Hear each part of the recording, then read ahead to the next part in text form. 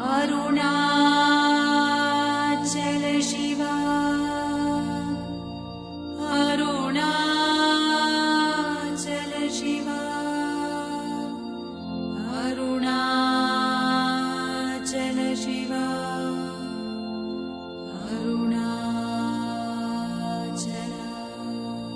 Arunachala. Let us welcome Swami Sarvapriyananda ji. Pranams to him. I will request Dr. Anand Ramanan, President of Sri Ramanashrama, to make a few introductory remarks. Anand? Thank you. Om Namo Bhagavate Sri Ramanaya. Dear brothers and sisters in Sri Bhagavan, today I have the honor of welcoming Swami Sarvapriyananda to our function. He needs no introduction. He is one of the best known teachers of Advaita Vedanta today. His popularity amongst YouTube is legendary for obvious reason. Swamiji joined the mission, Ramakrishna Mission, in 1994, exactly 100 years after the establishment of the Vedanta Society by Swami Vivekananda. He received his sannyasa in 2004, and he's the spiritual leader of Vedanta Society of New York. Swamiji, you are continuing the rich tradition of several Swamijis from Ramakrishna Mission being associated with Bhagavan Ramana. The talks with Ramana Maharshi and Day by Day with Bhagavan has several anecdotes and deep spiritual questions from Swamijis from Ramakrishna Mission, including Swami Siddheshwarananda. Personally, I remember Swami Ranganananda, the president of Ramakrishna Mission in the 90s, after giving a talk in the ashram, he admonished the ego and said, "Hey ego, ye go." But Swamiji, what is interesting is this tradition started a long time ago. I would like to read from a book, from a passage from Great Swan by Lex Hickson. This describes an ecstasy of Swami Ramakrishna. Quote, Ramakrishna ji says, "Do you know what I once encountered during ecstasy? There is a vast green meadow extending in every direction. Wandering freely through this ineffable expanse, I encounter a 16-year-old boy who has clearly attained realization. He is a Paramahamsa, a Mahasiddha, one who has transcended worldly and religious convention, one who is without fixed perspectives, parameters, paradigms. We two sky-clad wanderers now travel together simply as God through God. He drinks radiant water from a crystal tumbler and offers me what is left. I reply tenderly, "Dearest younger brother, how can I drink what is not new and untouched?" He laughs with appreciation, carefully washes the glass, and presents me with fresh water. By relieving the vision, the God-intoxicated sage is thrown into samadhi. Continuing the same vein, one of the chief patrons of Swami Vivekananda's trip to America, which changed the history of Hinduism, was the king of Ramnad. Tiruchuri, the birthplace of Bhagavan Ramana, is in Ramnad. Similarly, I like to read from Day by Day, where there's a quote from Ramakrishna Vijayam in 1943. Quote, Swami Vivekananda, on his return from America, said in his speeches that South India was going to take a leading part in the spiritual regeneration of the world. In the 20th century, there was going to rise in South India a flood of Atmic power, which would inundate not only the whole of India, but the entire world. I wish Swamiji decades of continuous profound service to mankind worldwide to transport the majority of people stuck in a stage of mindfulness to a deeper plane of mindlessness, manonasha or purna, through the direct path of Advaita Vedanta. Namaskar, Swamiji. Welcome.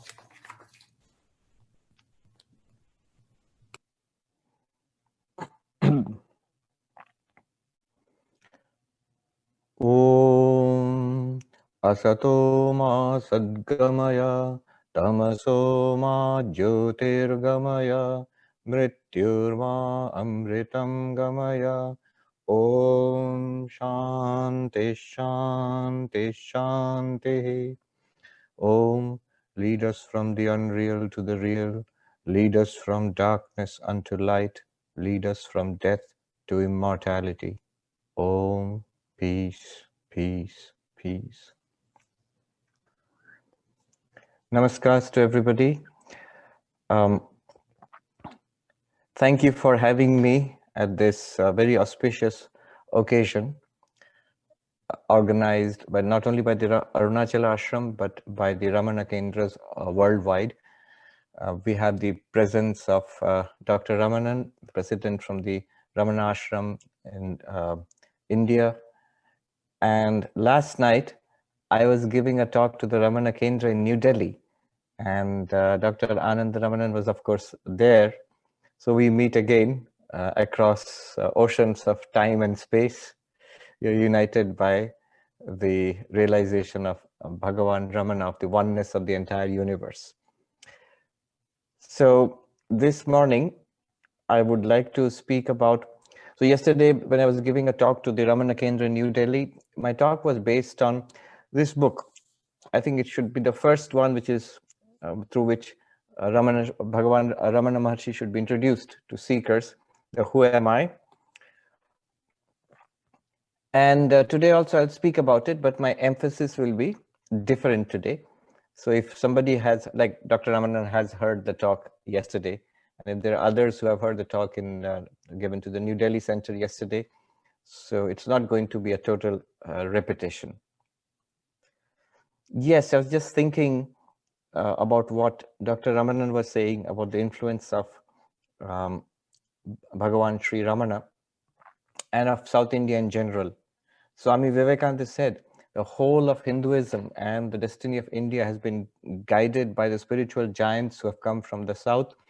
See, all of our Vedanta, whether it is the Dvaita Vedanta of Adi Shankaracharya or the Vishishta Dvaita of Ramanujacharya or the Dvaita Vedanta of Madhvacharya and the other schools of Vedanta which have basically developed on the basis of these. It has been by the grace of the great acharyas from the south of India. And continuing that tradition is Bhagavan Sri Ramana Maharshi, whose influence, especially in the West, through his disciples, through Papaji, through the modern teachers of the direct path of Advaita Vedanta, whether it is Rupert Spira or Muji or others, were very popular in the West, in America and in Europe, all across the world. All of it is traced back to Bhagavan Ramana Maharshi, and they all acknowledge it. So this particular book is the essence of the teachings of Bhagavan Ramana, and it was in 1902 that M. Shivaprakasha Pillai, who was a government officer in the British government at that time, but he was trained in philosophy, which is important because the questions he posed to Bhagavan Ramana at that time were among the earliest posed by seekers, spiritual seekers to Bhagavan Ramana. And they were very astute questions, very precise, very focused questions, very philosophically aware, informed questions.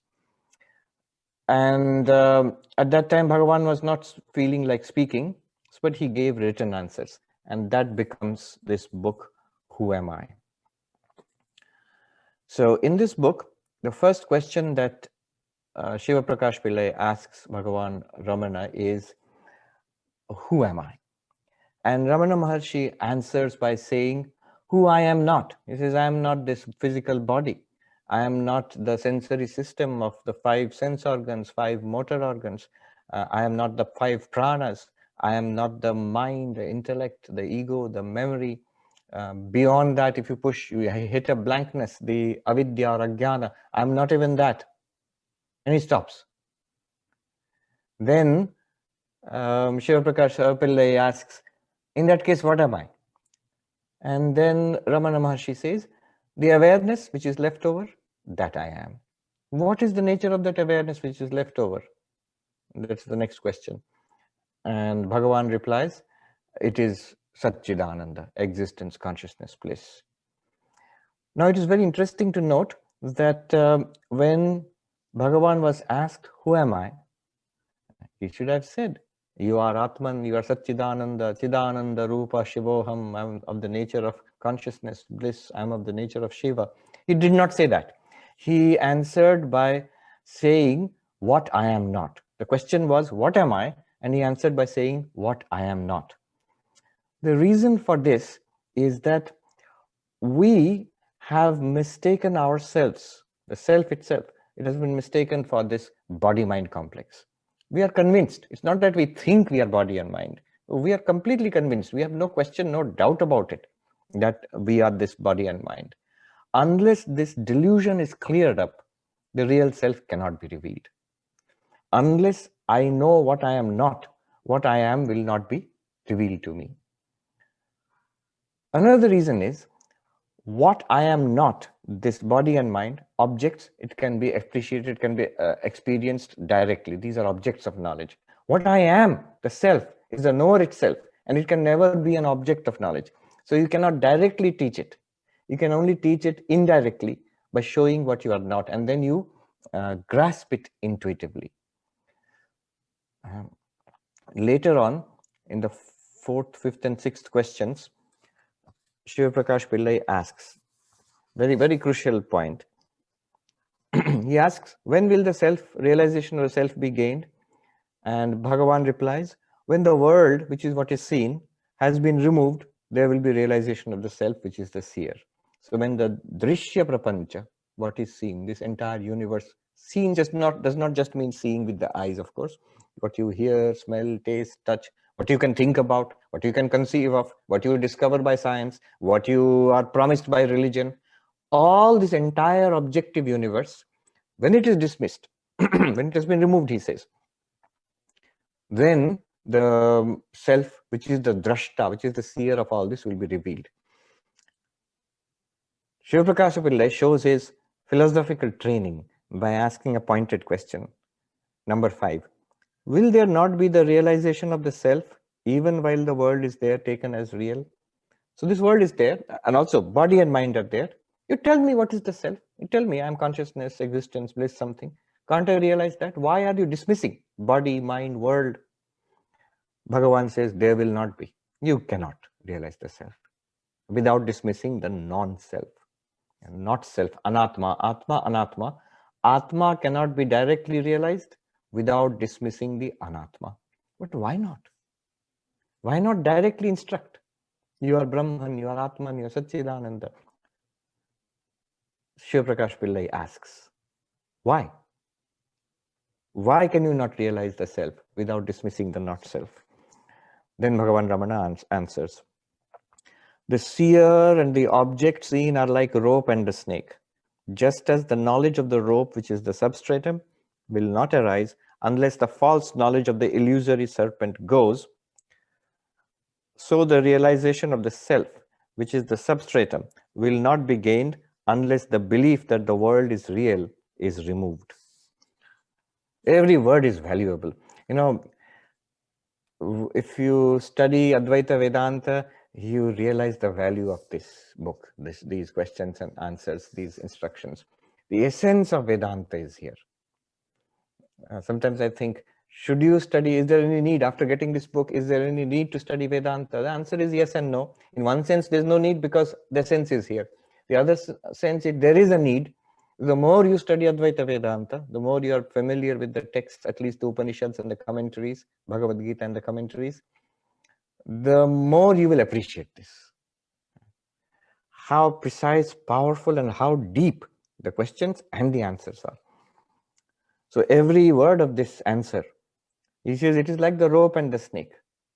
You cannot get the knowledge of the rope. The rope is real. We remember all the classic example that the rope was mistaken to be the snake. Similarly, Brahman is mistaken as this world. I am Atman, Satchidananda, but I think I am the body and mind. So this is rope and snake. Now, the knowledge of the rope, which is reality, cannot be gained unless you dismiss the snake, unless the snake is known to be false. Unless the snake is known to be false, you cannot gain knowledge of the rope. If you think that there's a snake and somebody comes and tells you, look, the reality is rope, what will happen is, oh, that's a snake, let me start looking for a rope. No, the real teaching is that snake which you see is false. It is not a snake, it is a rope. There itself you must investigate. Here itself in this body-mind, this experience we are having, this experience of body-mind. I am this body-mind. Investigate this. Don't start looking for some other thing called Atman, Self, Brahman, Satchidananda. Right now, please investigate your own experience. It reminded me so much of Shankaracharya, more than 1200 years before Bhagavan said this. Shankaracharya uses the same language in his commentary on the Mandukya Upanishad, the Mandukya Karika, in the Bhashya on the Mandukya Karika. Shankaracharya points out that this Mandukya Karika has 4 chapters. The second chapter of Mandukya Karika, Vaitathya Prakaranam, the chapter which talks about the falsity of the universe. What's the necessity of talking about the falsity of the universe? And Shankaracharya points out that, let me read it out, I marked it here. Adi Shankaracharya, he writes, Yasya dvaita prapanchasya upashame advaita pratipatti rajjvami vasarpadi vikalpa upashame rajju tattva pratipatti tasya dvaitasya hetuta vaitathya pratipadanaya dvitiyam prakaranam. Second chapter has been started, second chapter of Mandukya Karika. He started for what reason? He says, just as if a rope has been mistaken as the snake, then sarpadi vikalpa upashame. You must first deny this snake or other alternatives which have been imagined. The story goes like this, that 3 friends were going in the semi-darkness, sort of they saw something. It was actually a rope, but they did not know it. They saw something and they made a mistake. Each person made a mistake in his own way. One person thought, it's a snake. Mistake, it's not a snake, actually it's a rope, but it's a snake, they thought. A second person thought that it's a flower garland discarded from the nearby temple. A third person thought that no, it's a crack in the earth caused by the last earthquake. So 3, these are called vikalpas, imaginations which are superimposed on the reality. 3 vikalpas, snake, and the crack on the earth, and the flower garland. Shankaracharya says, Sarpadi vikalpa upashame. You must first negate, you must see the falsity of these vikalpas, snake, flower garland, crack on the earth, or any other kind of imagination. Whatever falsity has been superimposed on reality, one must first see through. One must investigate that. One sadhu in Uttarakhand said, what is the deep purpose, the spiritual purpose behind teaching the falsity of the universe? Spiritual purpose of teaching the falsity of the universe, Jagat Mithyatva. And there's a lot of philosophical discussion about it, metaphysical, epistemological discussion about it. But spiritually, we are spiritual seekers. For us, what is the importance of knowing the falsity of the universe? Twofold, that sadhu said. One, he says, upar, on the surface, it is to inculcate vairagya, dispassion for what is seen, the world, external world, which we are terribly engaged in. You must step back from it. There must be some kind of, you need not become a monk. You need not go and sit in a cave like Bhagavan Ramana, but internally, mentally, you must be like him. You must be monk-like internally. What is that? Vairagya. Step back from it. And you can only step back from something only when you realize it's false. That it is an appearance. It's not real. no matter whatever delicious foods are shown on a movie screen. I remember when we were kids, there was a first 3D movie, three-dimensional movie. And you have to go into the cinema hall and they will give you a pair of glasses, which you put on, and then the images will appear in 3 dimensions. So it was some kind of mythological Rama and Mahabharata, something was there. So in which I still remember, when the arrows are being shot, it seems it's coming out of the screen towards you, and everybody was ducking. And then a plate of laddus, sweets, was being given. It comes out of the screen in front of your nose. It is dancing, one plate of laddus. Of course, there is nothing there. It's an illusion. If you put your hand out there, all the children were giggling and laughing and trying to grab the laddus. But the point is, all of them knew it's not really there. None of them were disappointed if they could not get the laddus. When they were ducking the arrows which are coming towards them, none of them were really scared that they're going to be hit by an arrow. It's all fun. That vairagya towards the world. The worst of terrors do not terrorize you. The greatest of temptations do not tempt you. Only when you know it's a movie, 3D movie. So, first teaching of Jagat Mithyatva. Jagat Mithyatva, the first purpose of that teaching is to inculcate, is to develop this vairagya in us, that after all, it is not worth being scared of, it is not worth being tempted by this world. Vairagya, dispassion. Only then Vedanta becomes possible. But that sadhu who told me this, he said that there is a deeper reason, not just vairagya, the deeper reason. Deeper reason is actually what brings us to this topic Bhagavan Ramana is talking about. What is the deeper reason behind teaching the falsity of the world? The deeper reason is this. By teaching the falsity of the world, one is pointing to the reality. When you say, it is not a snake, it is a rope, you are teaching the falsity of the snake and thereby pointing out that the real rope is right there. The real rope is being mistaken as the snake. Where is the snake? There. Where is the rope then? There itself. By teaching Jagat Mithyatva, you are teaching where is Brahman? Where is that ultimate reality? There itself. Where you are seeing it, there itself is that ultimate reality. Where you are seeing this world, here is Brahman. Where you are experiencing I am body and mind, here is the self. So this is what Bhagavan Ramana is pointing towards. Exactly same language. Rajjvam iva sarpadi vikalpopashame, Rajju tattva pratipatti. You realize the reality of the rope by negating the false snake or flower garland or crack on the earth. Rajju vikalpa, sarpadi vikalpa upashame, the false snake, flower garland or crack on the ground, and you realize that the rope is true. Similarly, he says, Shankaracharya says, Dvaita prapanchasya upashame advaita pratipatti. By the negation of the appearance of multiplicity, Dvaita prapancha, seeing that the world is false, that the other than the self, the non-self, the anatma is not real. By seeing that, then only the reality of the self is revealed. Look, now let me read Bhagavan Ramana's words. Realization of the self, which is the substratum, will not be gained unless the belief that the world is real is removed.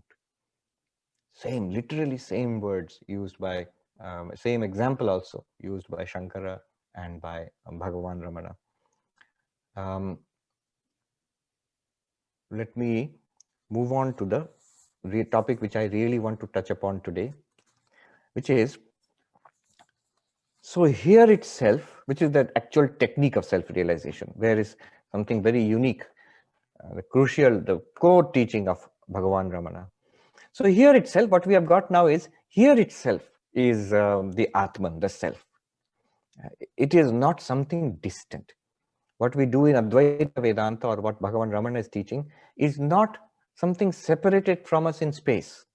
That there is a heaven, there is a God somewhere. Where is God? In heaven. Where is this heaven? Not here, there. Vaikuntha or Kailasha or the heaven of the Christians, somewhere. It is a different place. No. What Vedanta, Advaita Vedanta is saying and what Bhagavan Ramana is saying is that that ultimate reality is everywhere. It's not a separate space. It is everywhere and it is here. Most important, here. It is not separated from us in time. Sometimes spirituality is taught, religion is taught by a gap in time.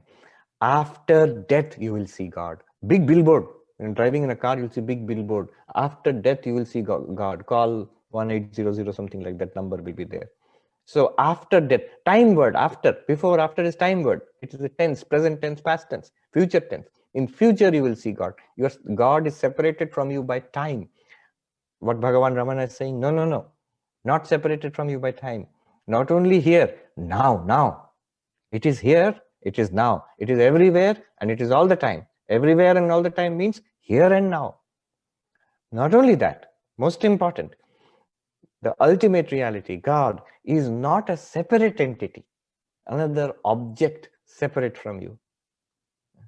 It is you, the real you, not the you as you know it. Therefore, the you as you know it at first has to be denied. When Shiva Prakash Pillai first asked the question, who am I? He did not directly tell all this. He directly, first of all, said, you are not the body. You are not the mind. It is not a snake. Then only you will realize the rope. So that is how it was taught. It is our own, very own self. We have to realize this self. Now there is a technique of doing it. And Bhagavan Ramana's, everybody knows, we are familiar with this. So what is the technique? He says the path of enquiry. So it arises as the mind. The mind arises as the I thought. And by the enquiry of who am I? The thought who am I will destroy all other thoughts, and like the stick used for stirring the burning fire, it will itself get in the end get destroyed. Then will arise self-realization. What is the technique? When other thoughts arise, do not pursue them. Inquire to whom they are arising. Does not matter how many thoughts arise. Each thought arises, you should just inquire carefully, to whom has this thought arisen? The answer would be, to me. Then again, who am I? The mind goes back to the source. And then the thought will become quiescent. The self will be, it is self-revealed. Now, what does this mean? And how are we to do it? Here, the story of the 10 people who crossed the river, that is very useful. We all know the story, how 10 friends were going to cross a river, and after having crossed the river, they thought, have we all crossed, or did somebody drown? And then one of them thought, let's count. And he counted 1, 2, 3, 4, 5, 6, 7, 8, 9. The 10th person is dead. 10th person is drowned. I can't find the 10th person. And everybody counted. Each of them counted in turn. And they could only find 9. 1, 2, 3, 4, 5, 6, 7, 8, 9. Obviously, they were not counting themselves. So they started weeping and wailing. Our friend, the 10th person, is drowned. Certain gentleman was passing by and he asked, my friends, why are you crying? Oh, sir, what a tragedy. The 10th person has drowned. We were 10 friends crossing a river, and after crossing, we find that the 10th person has drowned. How do you know the 10th person has drowned? So we counted. We found only 9. And that man must have counted, and he must have seen that 10 people are there. He realized what the problem was. And he said that the 10th person is there. The Guru comes and tells us, Atman is there, Brahman is there, God is there, some ultimate reality is there. Where? Those people started asking, where? We don't understand. The man said, believe me, it is there. This is Paroksha Jnana, not direct knowledge. We are told by Vedanta, by the Guru, by the teacher, there is this ultimate reality. But it's not enough to tell that there's ultimate reality. It says, you are that ultimate reality. It's not enough to say that also. We have to be shown that I am that ultimate reality. So how did that man show that the 10th person is there? He said, count. And he said, we have already counted. Please count again. Show me. And they started counting. 1, 2, 3, 4, 5, 6, 7, 8, 9. One of them counted. And this man came and he turned the hand of this person towards himself, the counter, and said, thou art the 10th. Dashamastwamasi. Thou art the 10th. And this man got it. Oh, I am the 10th. 1, 2, 3, 4, 5, 6, 7, 8, 9, 10. And the others were saying, let me try, let me try. Each of them tried and they found that the 10th person was there. 1, 2, 3, 4, 5, 6, 7, 8, 9, and 10. Now, how do you apply that? So in Vedanta, we have the Atma Anatma Vichara.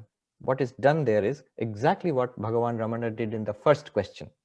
When he was asked, who am I? He is saying, who do you think you are? I think the body mind. All right, let's see the body mind. And he says that I am not the body, I am not the prana, I am not the sense organs, I am not the mind, I am not the intellect. It's a panchakosha vichara. I'm not the physical body. Now, I'm not going to the details. The details are easily available. It will take a long time to explain. Why am I not the body, if you ask? And there'll be instructions. Vedanta gives us pointers. I'm not the body because the body is, well, the body changes continuously. And I have the intuition of being that unchanging, embodied person. So the changing body and I, the unchanging, cannot be the same. How can the changing and unchanging be the same entity? They must be different. So I am unchanging, the body is changing, and therefore I cannot be the body. This is called savikara nirvikara. Another way of looking at it is drashta drishya. I am the experiencer. How do I know that? Look at your experience. All the time, in every experience, you are the experiencer, and everything else is experienced. Now, the experiencer and the experience, drashta and this drishya, seer and seen, cannot be the same thing. They must be different. The seer and the seen must be different. Look at your own experience. Whatever you see with the eyes is different from the eyes. The eyes themselves cannot be seen by the eyes. I'm not talking about the camera. You can say, Swami, look at the camera, look at your picture in the Zoom. You can see your own eyes. But that's a picture of my eyes. If I look in the mirror, I'll see a picture of my reflection of my eyes. But the eyes, the way they are seeing you directly, they cannot see themselves directly. Drashta and drishya must be separate. Therefore, the body is a drishya. You can see the body, you can touch the body, you can smell, taste, even hear the rumbling in the tummy. The body is an object. Drishya is something known by the five senses. So it is something different from I, the knower of the body. Drashta and drishya are different. Another is chit jada. I am aware of the body, body is not aware of me. So chit and jada, conscious and non-conscious, chetan and jada, sentient, insentient. Because of these reasons, I am not the body. Because of the same reasons, I am not the prana. Apply the same reasons and see.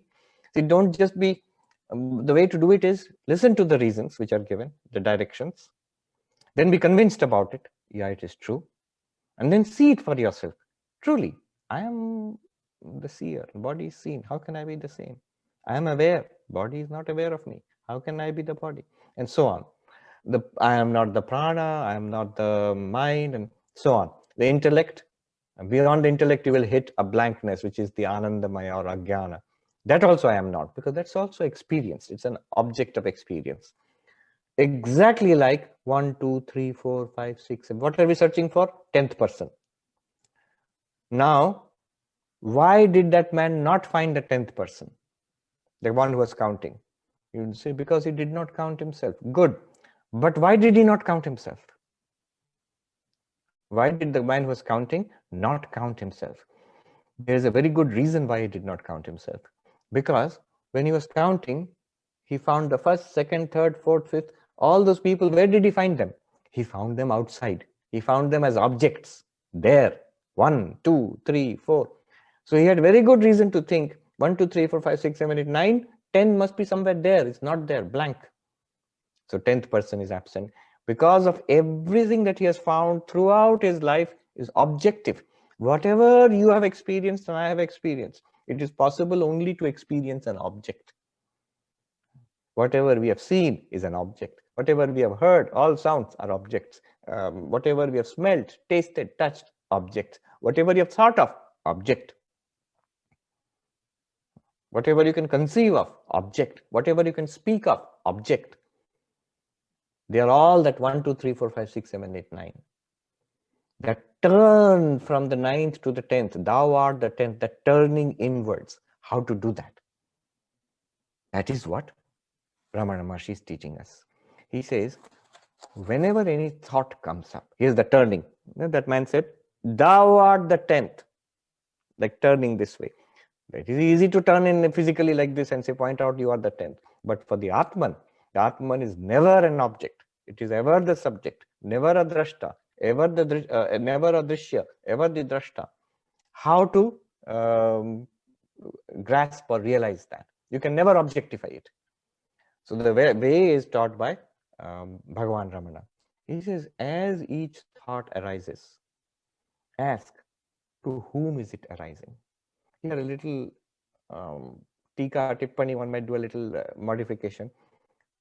Some people may find it helpful, instead of saying to whom it is, at the moment we say whom, who am I, it feels like we're looking for a person. Who means a person. What Bhagavan Ramana means, you can say who am I or what am I. The body is not a who. When I say I'm not the body, I'm saying I'm this thing I am not. Then what am I or who am I? So when a thought arises, to whom is it arising or to what is it arising? What is illumining? Who is illumining this thought? And the mind turns inward. That is the turning inwards. Another thought will arise. To whom is this thought arising? Normally what happens when thoughts arise, vrittis in the mind arise, we follow those vrittis. A good thought, cookie. Oh, it's a nice cookie. I will have a cookie. COVID, bad thought. I hope I do not get COVID. See, we are following the thought. One is tempting us, one is scaring us. We are following it. But what Ramana Maharshi is asking us to do is, when the thought, cookie thought arises, to what or to whom is it arising? Mind may give some kind of, especially if you read Vedanta, some theoretical answer the mind will give. Oh, the mind, it is a vritti, cookie akara vritti in the mind. Yes, but this thought itself is arising to what? As we turn inwards, you will hit a blank. If the mind calms down, mind will become very quiet. Quiet mind is arising to whom? The quiet mind, the peace, the blankness, the absolute silence. Who or what is the witness of that absolute silence? Why would you ask that? Because it is witnessed. If there is an absolute silence, it is being experienced. That is not the self. It is being experienced. If you keep doing that, the mind will be extinguished. And yet you are there. You are the witness of the mind, presence of the mind. You are the witness of the absence of the mind. This consciousness, awareness. Why are you calling it consciousness or awareness? Because it is something that is experienced. It is that which enables all experience to happen. It is always there. It is the flame which is always burning. It's the light which is always shining. It reveals the thoughts when they are there. When the thoughts are not there also, it reveals the absence of the thoughts. That catching it is like this. Another example, very simple example I can give, is when there are objects to see, like a pen. I am seeing the pen. Normally my attitude will be, oh, here is a pen. And then I see the book. Oh, here is a book. I can use the pen to write something on the book. This is the involvement with objects. But suppose I do this. Here is a pen. The eyes are seeing the pen. By looking at the pen, I become aware of the eyes. Eyes are seeing. Listen, I cannot see the eyes. I can only see an object. The eyes cannot see themselves. But we can use the object to become aware of the eyes. Without seeing the eyes, we can become aware. With the eyes, pen is there, which means the eyes are seeing the pen. Book is there, which means eyes are seeing the book. Now I'm not following the book thought. I'm not following the pen thought. I'm not thinking with the pen I will write on the underline on the book. No. Everything that I see reminds me of the eyes because the eyes are seeing it. In the way I notice, I recognize the presence of the eyes. This is an example. What Ramana Maharshi asks us to do is more subtle. Every thought, every objective experience points back to the subject. Don't get involved in the thought. Don't try to, if it's a good thought of God, and let me hold on to that thought. No. If it's a bad thought, worldly thought, let me get rid of that thought. No. Every thought that comes, I, the consciousness, am revealing that thought. That's also a thought. Their words will cease. The light alone reveals that thought. Every thought, every sense experience is lit up by you, the awareness. The Upanishad says, Tameva bhantam anubhati sarvam, tasya bhasa sarvamidam vibhati. That shining, all else shines. That means that light, that self, that consciousness shining, all else. All else means your mind. Shines means not that it will become radioactive or something. It is revealed to you. It is known to you. Your senses, the ability to see, hear, smell, taste, touch, all is possible because of that central awareness. Thoughts are possible, emotions are possible, happy, sad, everything is possible because of that. Tameva bhantam anubhati sarvam. Tasya bhasa sarvamidam vibhati. By its light, everything here is lit up. That shining, everything else shines. By its light, capital it. By its light, everything is lit up. More clearly, what Bhagavan would say, Bhagavan Ramana would prefer, you say, you shining, everything else shines after you. By your light, everything is lit up. By your light again, you and the light are the same. Rahu Shiravat like. So you and the light are the same. You, by you, the light, everything is lit up. That light cannot be objectified. You are that. You settle down in that. Settle down means recognize it's always there. One more point and I will stop, then we can take questions. So does this mean world will not be seen? Often when you read Bhagavan Ramana, you feel he's saying that you always remain in samadhi, keep your eyes closed, don't think, let the mind be shut down. No, he's not saying that. Look at himself. He himself, he used to walk around and talk, and he would sit in samadhi, he would get up and look at people. He had an interiorized state, he had an exteriorized state. He had a physical body. Does enlightenment mean that the body will be damaged? No. Will the brain be damaged by enlightenment? No. So if the body is there, brain is functioning, mind is also functioning. What does he mean? He realizes that there's Atman is the only reality. Body, mind, and universe are appearances. Let us read carefully again.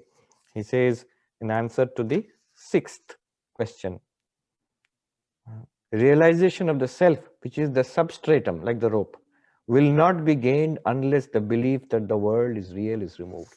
The belief, the conviction, this is a real external world. It is a real body, the real thoughts are there. This is gone. Mithyatva nishchaya. Mithyatva nishchaya means a clarity, an insight into the appearance nature of the world. If the world is an appearance, then you are the reality. You, the experiencer, are the reality. This can be proved logically. Huge amount of dialectical work has been done on this, and to your satisfaction, it can be demonstrated logically also. But what Bhagavan Ramana wants us to do is to intuitively realize it.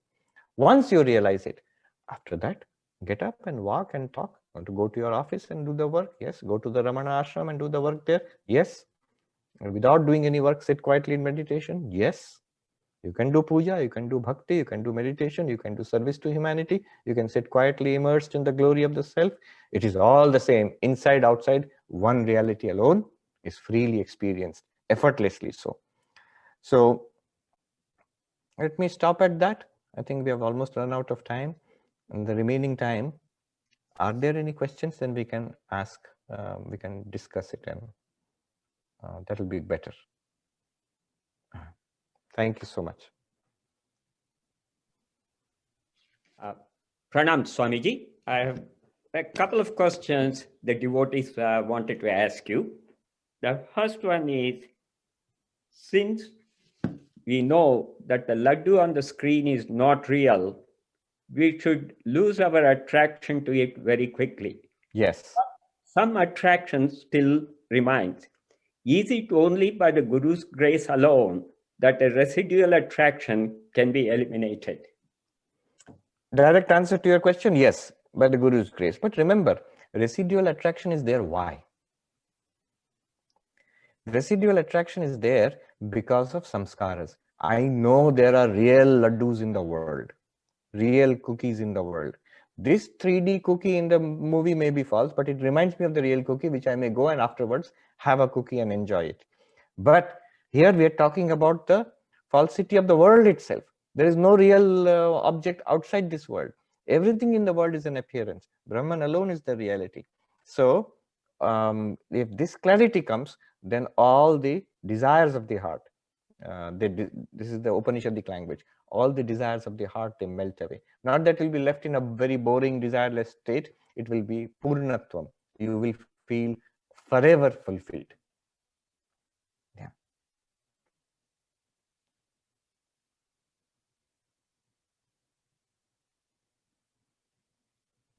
Is there another question? Yeah. Yes, Swamiji. Bhagavan says, Ramana Maharshi says that there is no absolute difference between the dream and the waking state in the text, Who Am I?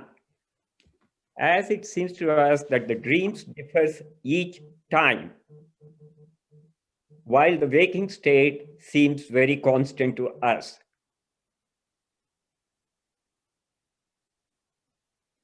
Yes. So the question is, Bhagavan Ramana seems to say that there is no difference between the dream state and waking state, whereas we see that there is a difference. What is the difference if you are asked? Well, one thing we see that the waking state is constant, in the sense, I go to sleep here in this ashram in Manhattan, and I dream about something, and wake up here in the same bed in the same ashram. Every day, the same thing. I wake up in the same place. So the waking state seems to be constant. But every night when I dream, different dream. So dreams and waking are not the same. Now, there are different ways of understanding Advaita Vedanta. This is where a study of the Advaita Vedanta becomes useful. The different ways of understanding Advaita Vedanta. Ultimately, all of Advaita points to one reality, that you are Brahman. This is a central thing which Bhagavan Ramana wants to tell us. But to deal with the world appearance, world of many, what is the status of the world? There are different ways of dealing with it. These are called Bahusattavad, Atrisattavad, Dvisattavad, Ekasattavad, or Srishti Drishtivada, Drishti Srishtivada, and Ajatavada. Briefly, what it means is, there is a way of describing Advaita Vedanta where you say waking and dream are different. How? The way we experience that you feel waking is real and dream is just a dream. They are different from each other. They are not similar to each other. You feel that Advaita can be taught in that way also, and that is the way it is mostly taught. That is the way it is most accessible to us, because that's how we feel. And if you try to tell us that dream and waking are similar or equal in status, difficult for us to swallow. So we are taught that there is a waking world, and that is more real than the dream, and this is called Srishti Drishtivada. The world has been created how God created the world, and I have been born into it, and now I'll be shown step by step how to realize my true nature as Brahman. But the world is out there, real, compared to me, the Jiva. And so waking world is more real than the dream world. This is the preliminary way of teaching. What Ramana Maharshi is doing is a more advanced way of teaching Advaita Vedanta. So the preliminary way of teaching is called Srishti Drishtivada. Srishti is there and then you see. First Srishti, then Drishti. Is also called Trisattavada. 3 levels of reality. One ultimate reality, Brahman. Ultimate reality, Paramartha. But there is a transactional reality. What is the transactional reality here? You are there in Queens, in the Arunachal Ashram. I'm sitting in Manhattan, in Vedanta Society. Dr. Ramanan is sitting in Tiruvannamalai in the Ramana Ashram there. And we see, here is a body, here are furniture and computer. All these are called transactional reality. Sky and earth and all, real. Transactional real. It's called Vyavaharika Satyam.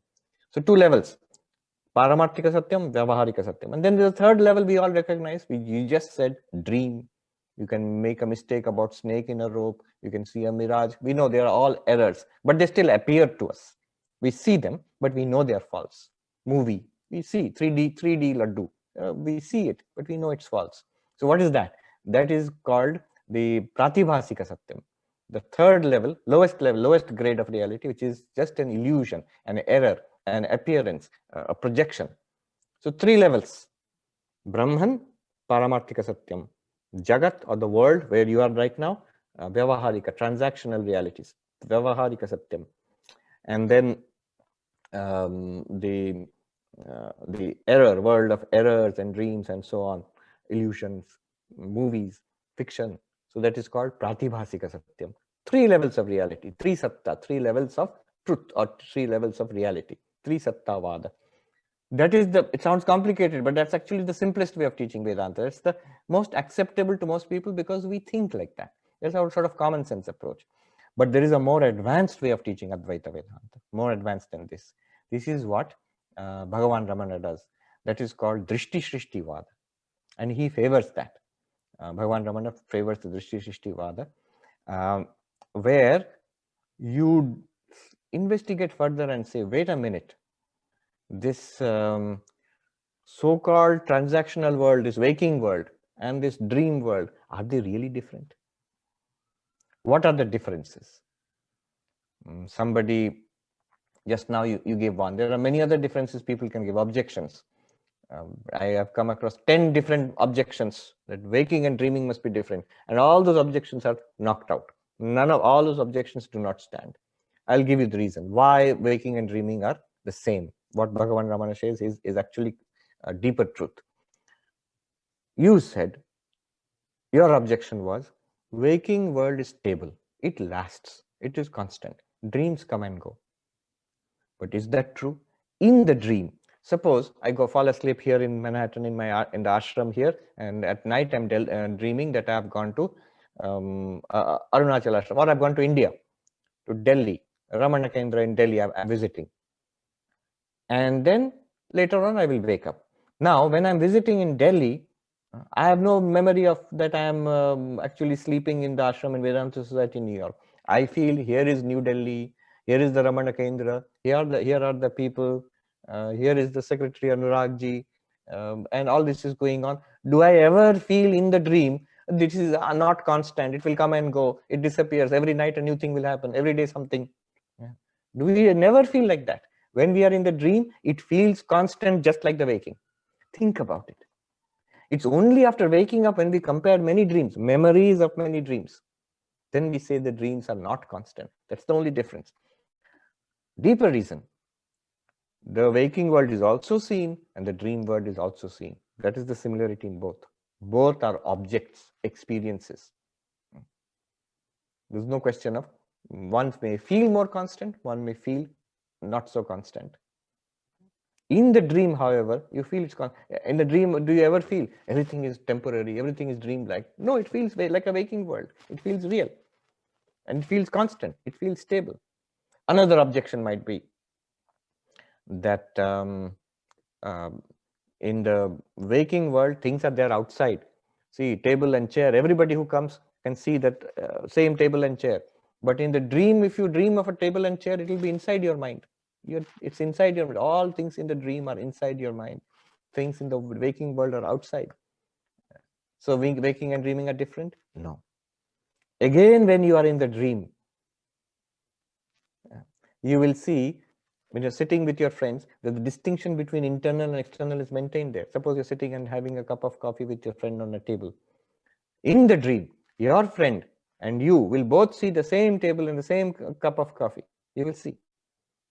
And what you're imagining will be private to you in your mind in the dream. And what the friend is imagining will be private to the friend's mind in the dream.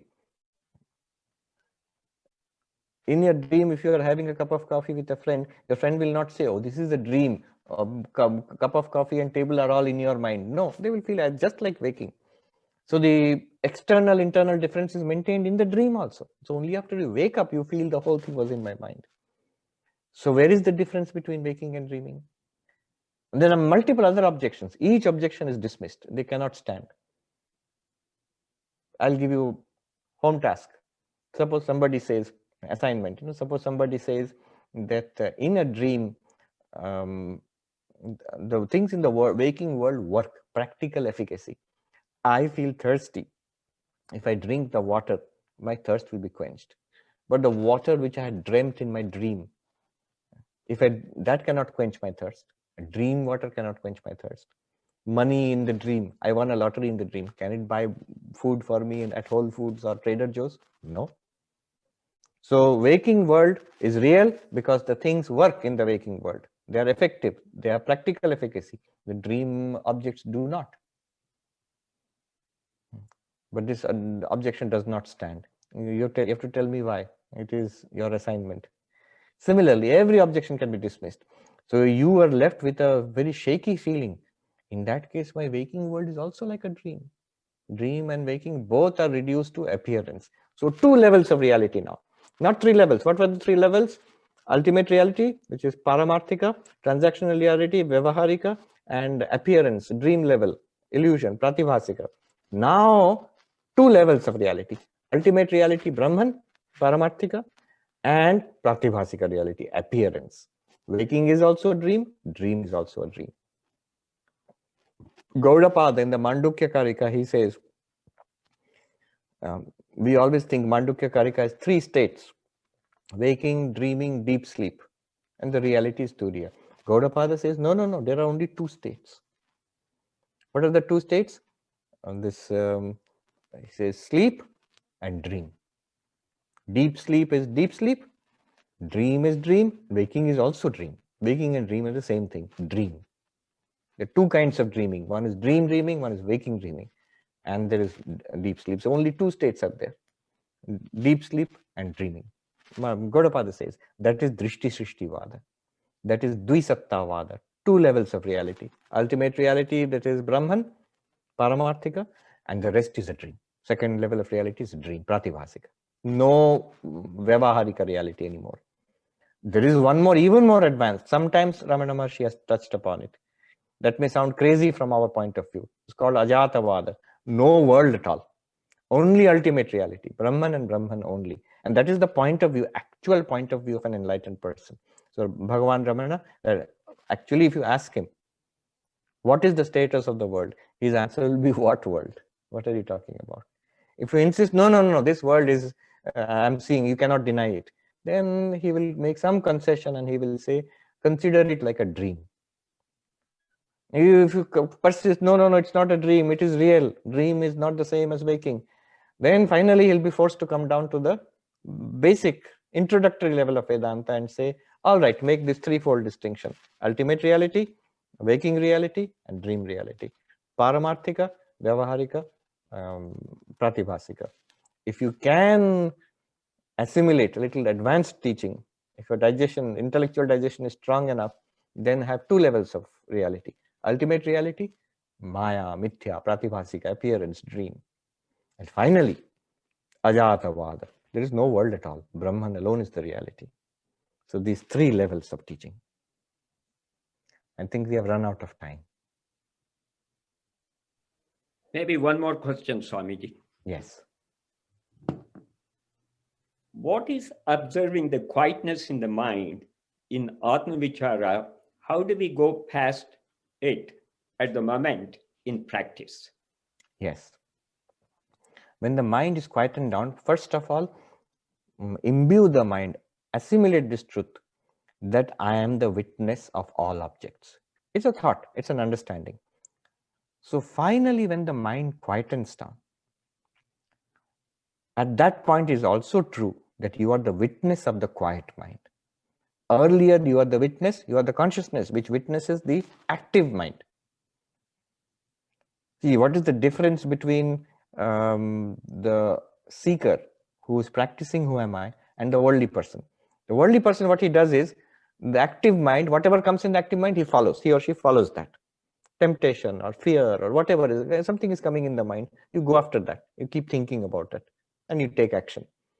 But the seeker, what he does is, he uses who am I or what am I. So when a thought comes, who is the thought coming to? The direction is not towards the thought, direction is inwards. Like that thou art the 10th, turn. Use every thought to turn inwards. Instead of going towards the thought, you turn inwards. If you keep doing that, as Ramana Maharshi promises, the thoughts will all merge into that I thought and it will quieten down. Quiet mind. That is the level of samadhi. If you really quieten it, it will become absolutely samadhi. But if your mind is surcharged with the thought, I am the witness of all experiences, then I am the witness of that samadhi also. From there, you must do one last turning inwards. But you can't do it with thought. If you think again, one more thought will come. It will happen automatically. It will be dropped. So the last instruction will be, having understood all this, keeping all this understanding in mind, that I am the witness of the active mind, I am the witness of the quiet mind. For a few seconds also, 2 seconds, 3 seconds also, if you quieten the mind, absolute quiet, I am the witness of that. It will go beyond. These are just language, but it will not be in the level of language. The last instruction would be, when the mind is quiet, no thought, no activity, absolutely peaceful, drop that. Drop it.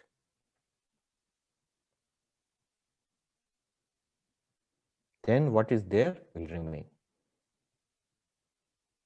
Once you've got that, what is there, the witness of that quiet mind, which will be clear to you when you drop the quiet mind. What do you mean by drop the quiet mind? I cannot explain further. You can, if you try it, you can see. It's not very difficult to understand. Then the self is revealed. It is called swaprakasha. It shines forth. It is always shining forth. It just becomes clear that, oh, this is what I am. Then after that, if the mind is quiet, if the mind is active, at no point will you be identified with the mind. At no point will you feel that the mind is the only reality or even the separate reality. It is all the projection, the prakasha of the self. I was just thinking, the man who asked all these questions to Ramana Maharshi, Shiva Prakasham. The whole mystery is in the name itself, Shiva Prakasham. The entire universe, body, mind, thought, feelings, spiritual quest, realization, all of it is what? Shiva Prakasha, light, the light of Shiva. You are that light of Shiva.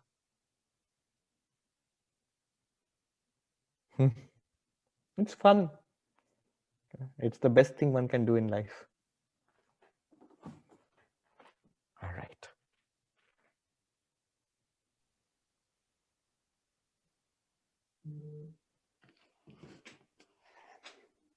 Thank you. Pranams to you, Swamiji.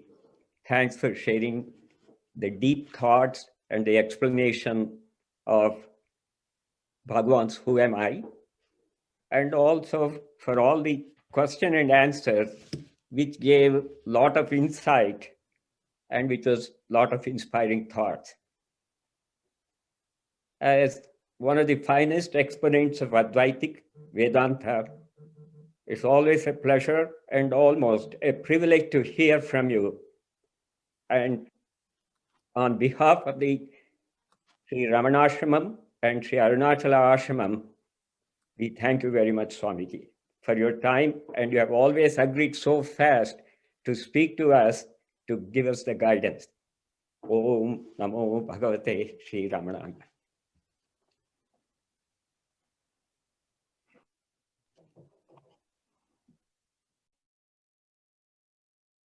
Aruna